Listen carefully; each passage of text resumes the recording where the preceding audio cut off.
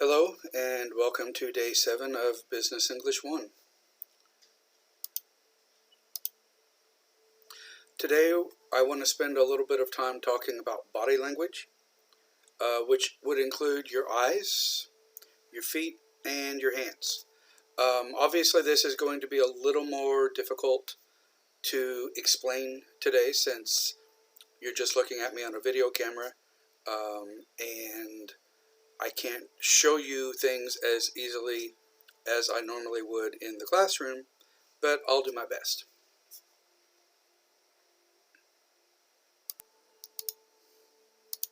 So let's start by talking about eye contact. Obviously that's a little bit harder for me to do right now because I'm trying to get the right angle and position and everything on the web camera. Sometimes I'm looking down at things on my desk to make sure I follow my notes, or I'm looking at different parts on the screen. So it's hard for me to always make eye contact directly with the camera. But hopefully before the semester is over, we will be in the classroom and we can actually practice this with people instead of cameras. So first thing to remember or keep in mind is don't be shy. Some of you might think, oh my God, everybody's looking at me, I'm embarrassed. Well, you're doing a presentation. So yes, everybody will be looking at you. They should be looking at you. The idea is with the audience that they should be looking at you, not staring at you. If they're staring at you, or we even say glaring, if you stare at someone, my font changed. If you stare at someone,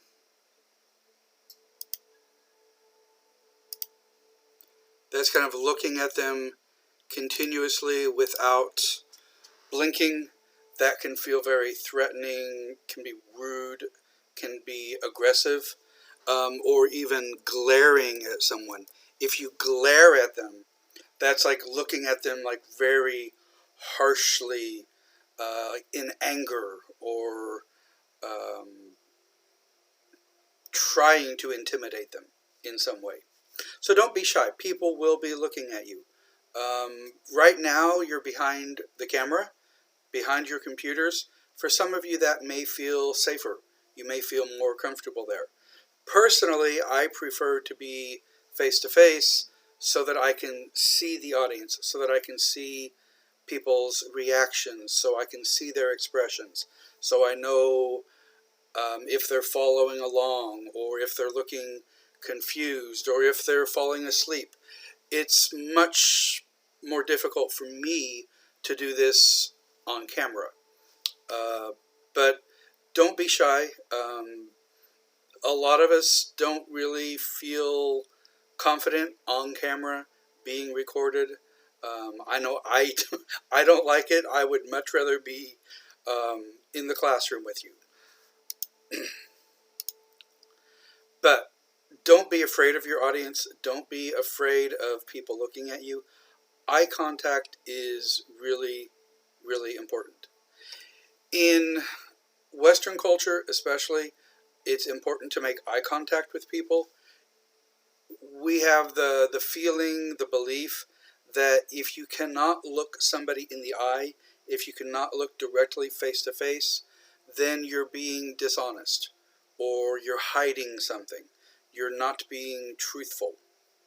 So when you can look somebody in the eye and tell them something, when you can face them directly, it makes you look and sound more honest and more confident, and the audience will trust you more. Next, I want to talk for a moment about posture. Posture is sort of related to the word position, or you can think of it that way. Your posture is your body's position, the position that you are holding your body in. Again, right now most of us are sitting down. I will probably do, if as time goes on, I will do some presentations from a standing position. But right now, with the programs I'm using, with the screen recorder and PowerPoint, and needing to use the keyboard and the mouse, a sitting position works much better for that. There will be some things that I do later where I will do them from a standing position. So I'm going to go ahead and talk about this, and these are some things to keep in mind for when you do that. So when you're doing a presentation, you want to make sure you stand up straight. Some people kind of bend their back or their shoulders. You want to keep your back straight, keep your legs straight, keep your shoulders back, your chest out, your chin up. You don't want to be like this. Okay, if I'm doing my presentation like this, even from a chair, if I'm just kind of like leaning back and looking way too relaxed and not, really looking at the camera, it doesn't look as good. Okay, so the idea, and if you're doing it, again, even from a seated position, sit up straight, okay, lean forward a little bit so that you can engage your audience. So you don't want to look like this guy, you don't want to look like this guy, but you want to be standing up straight. It should be sort of a straight line from your head down through your feet. Okay? Your feet are also important. The position and the placement of your feet. You want to keep your feet apart. Okay? Comfortable distance. We usually talk about keeping your feet about shoulder width apart. Okay? I'm using some little sandals here today. So keep your feet about shoulder width apart. It's just a good, comfortable position. Okay? This is not the army. This is not the military. So you don't want your feet with your heels together like this, like you would do in the army. Okay? Get the right angle there. You don't want to stand like that. Okay? That's very difficult to maintain that position for a long time, and it can be very uncomfortable, and you can actually kind of fall over. And you don't want where your heels and your toes are touching. Don't put your feet together like that. Okay, again, that's not a good position. It gives you a very narrow, a very small foundation, and it's easier for you to kind of lose your balance and fall. Okay? You definitely don't want to have your toes together and your heels apart. Okay? We call that pigeon-toed, like pigeon, like the bird. Birds, their toes are kind of at an odd angle. Okay? So you don't want to be pigeon-toed. And you don't want to have your feet way out here. Okay? Widespread. You want to keep them just a comfortable distance, kind of a relaxed, comfortable position about shoulder width apart. Okay? Not, again, like I mentioned, not a huge wide position like this guy. That just looks kind of weird. Or the lady here, it's almost an aggressive, strange position, like she's getting ready to run or something. Okay. These are some concepts that were from another textbook that I used to use. And just the key points here is feel free to move. Okay? Feel free to move. You are not a statue. You're not glued to the floor. You're not stuck there. And even when you're sitting in a chair, you can move, you can lean forward, you can lean back a little bit, you can use your hands. You're not a statue. You're not a robot. Okay? You're still a human. You can still move. There is no glue on the floor. Now, I understand right now our cameras are in a fixed position, unless you have a fancy one that follows you around. So right now we need to adapt to that a little bit, but still don't feel like you are like again a statue, a piece of wood that cannot move at all.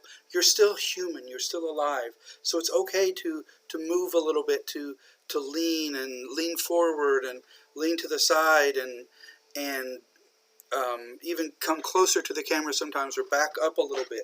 You can still do that even if you're in a chair.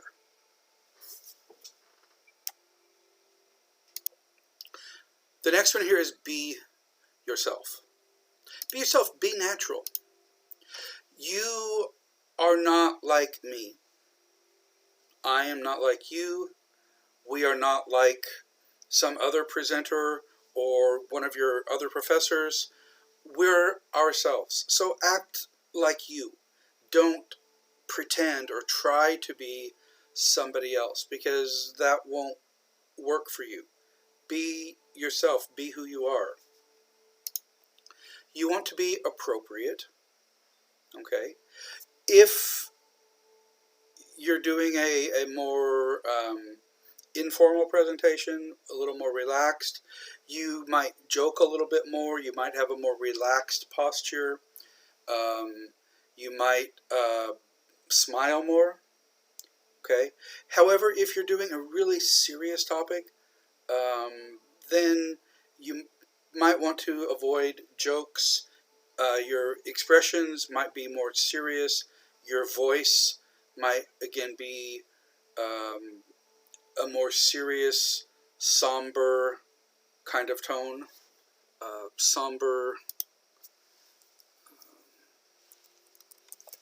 A more somber tone. Get a more serious tone. For example, if you're just watching the news or a press conference or something, right now, they're talking about infection rates and death rates and the spread of the virus and the economic impact. They're not joking around. They're not laughing about it. So you want your attitude, your voice, and your body language to match the topic of your presentation. Okay? And there are times to joke and laugh and have more fun and be more relaxed, but just make sure it matches your presentation and the topic and the things you're talking about. Okay? And the last one here is to move deliberately. When you do move, have a purpose. Don't just do like random or continuous distracting movements with no real reason or purpose. If you emphasize something, if you make a gesture, have some reason for it. Don't just randomly do things, because that can be really distracting if you're just randomly gesturing and waving your arms around. That is a distraction. Okay? So have a purpose for the movement. Same thing if you're walking in front of an audience. Don't just randomly walk back and forth. That can be distracting. We call that like pacing. If you pace back and forth, maybe because you're nervous or you have some energy you need to walk off, that's kind of a natural thing that people do, but it can be a distraction. So, what you can do when you're making a point, when you're making your first point, walk over here and talk to these people. And then as you transition from that point to the next point, kind of walk over here and talk to these people for a minute. And kind of focus on them and look at them and make your eye contact over here. And then maybe for your third point, then maybe you kind of come back to the middle. And you talk to the audience here, and you can still talk to people on both sides. But have a purpose for what you're doing.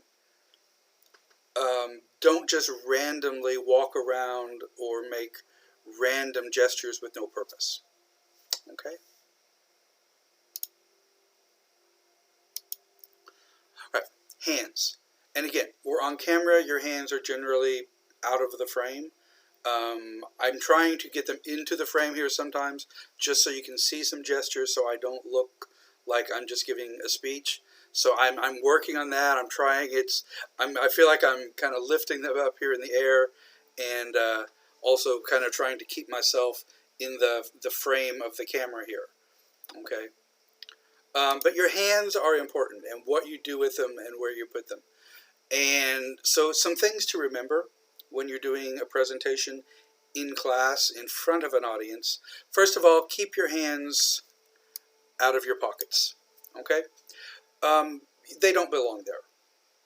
And when you put your hands in your pockets, or you're playing with your keys or your cell phone or something, it's just a real distraction to the audience.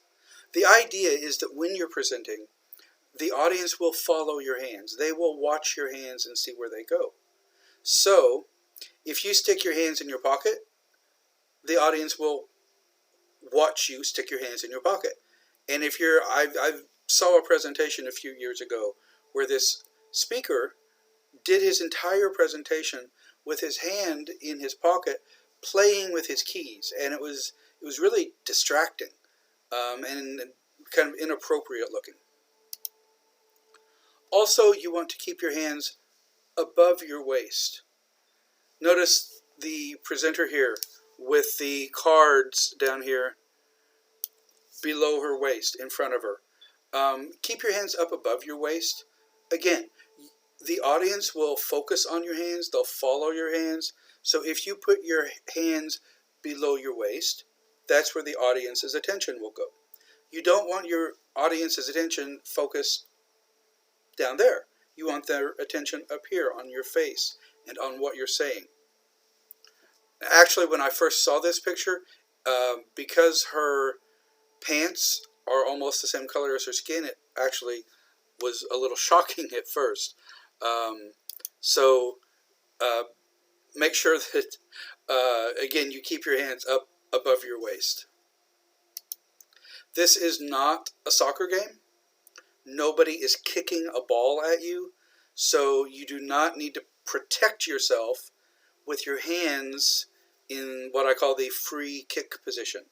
The defenders of the goal trying to block it but also protect themselves. Don't do that when you're doing a presentation. You want your hands above your waist in a more natural, relaxed environment. What I tell people is imagine you're holding a cup of coffee. If you're holding a cup of coffee, you hold it kind of in front of your stomach, okay? You don't hold it up here. You don't hold it down below your waist. You hold it in a nice, comfortable, relaxed position. And you don't hold it like this, like it's a bowl, okay? Nobody holds their coffee cup like this. That looks kind of strange, okay? That looks weird. That's an odd position. So you just kind of want a comfortable grip on it. What I like to do in class is give you a coffee cup, a paper cup, and put some water in it. Because you want to hold that cup in a relaxed position in front of you, generally with both hands. And sometimes you can use your other hand to gesture. Then you can kind of put your hands back together. You can gesture here.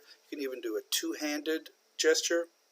But the idea is you don't want to lock your fingers together so you can't move them, okay? Just a nice, relaxed, comfortable position, okay?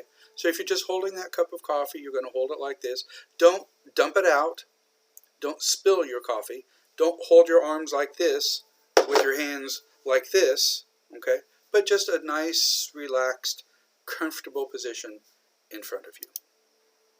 Okay. So those are some body language points to keep in mind. You can use some of those on camera, okay, like I'm trying to do here, and also especially when we do presentations in class, keep those things in mind. But I wanted to go ahead and talk about those today, early in the semester. Okay, now the next thing we want to talk about today is your next little assignment. And I want you to think about this question. What do you love? What do you love? Right now, there's a lot of negativity in the world, a lot of problems, a lot of worry and concern. People are afraid sometimes. So let's focus on something positive right now. What do you love? What are some things you love? And we're going to do a brainstorming exercise. Okay? Now, last time I had you do a mind map, and those are great. Mind maps are wonderful. I like them. This time, we're going to do just some listing for our brainstorming. So, I'm going to give you a worksheet, a handout here. I will upload this on Kakao so that you have it. And I want you to think about the question, what do you love? There's a space up here for your name, Okay, and you can print this out and handwrite it and then scan it, send it back to me. Okay, or you can do this as a Microsoft Word document if you want to. Okay, it's up to you. Just if you write it, make sure it's readable, and especially if you take a photo of it, make sure the light is good so that I can easily read it. Some of your mind maps before, when I printed them, they were really, really dark and really hard to read. So make sure that you have a good quality image of it if you do it that way. Or, of course, you can just type it, and you can make your own form, your own columns to do this. So I want you to think about, I've got 9 different categories here, 9 different sections. So think about, what do you love? People, places, things, animals, food, activities, entertainment, sports, and miscellaneous. Miscellaneous, that's the other stuff. Things that don't fit into the other categories. You might be more familiar with etc. Okay, you write etc. period. The actual, that is an abbreviation for etc. And that's how we pronounce it. We don't say etc. We say etc. It means and so on. Okay, so what do you love? People. And try to be specific here. Okay, don't just say family. Okay, maybe be specific about a family member, or don't just say nice people. Okay, that's too general. Places, be specific. Things can be physical objects, or they can be ideas or concepts. A thing can be a slipper. Okay, that's a thing, that's an object.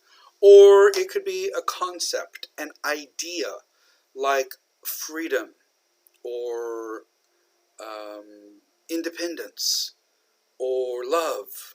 Okay, those are things also, even though they're not physical objects. Of course, animals, food and drinks. You can include beverages there also. Activities, things you like to do, entertainment, sports, and then other stuff.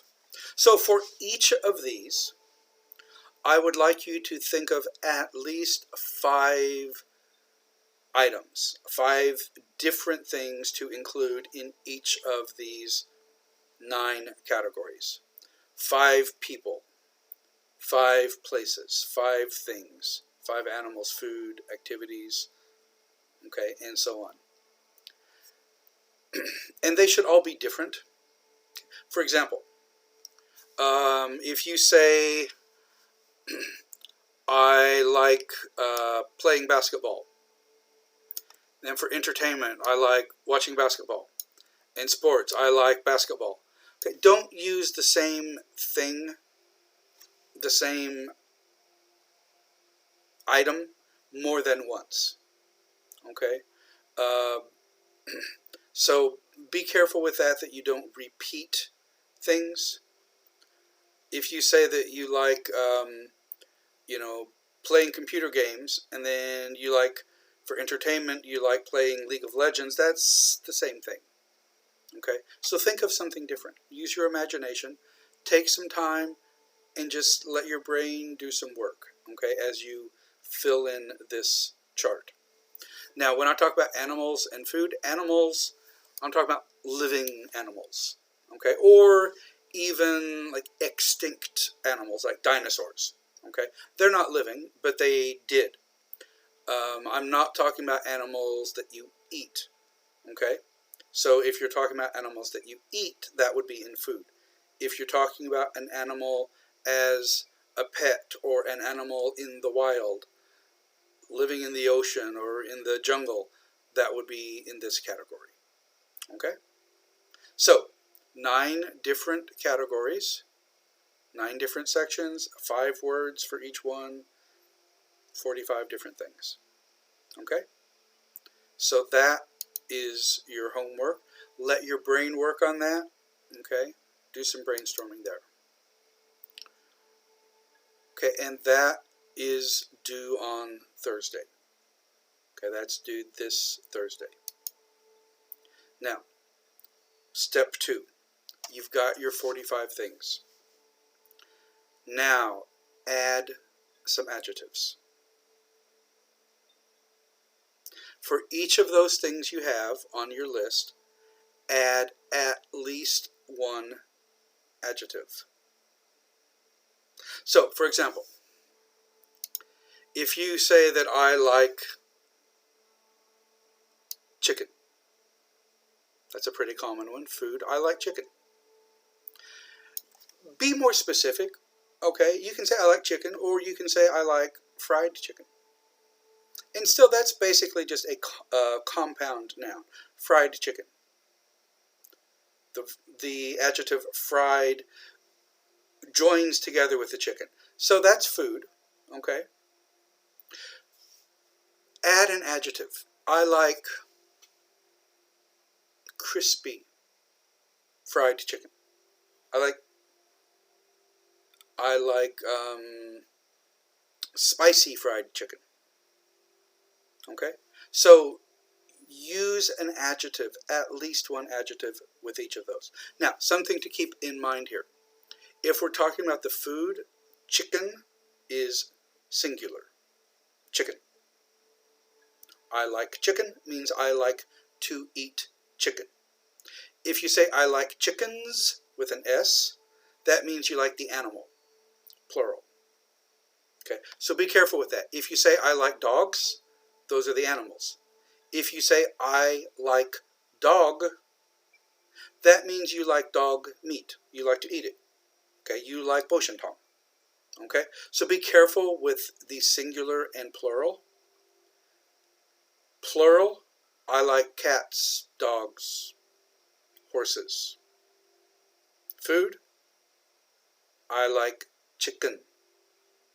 I like pork. Okay?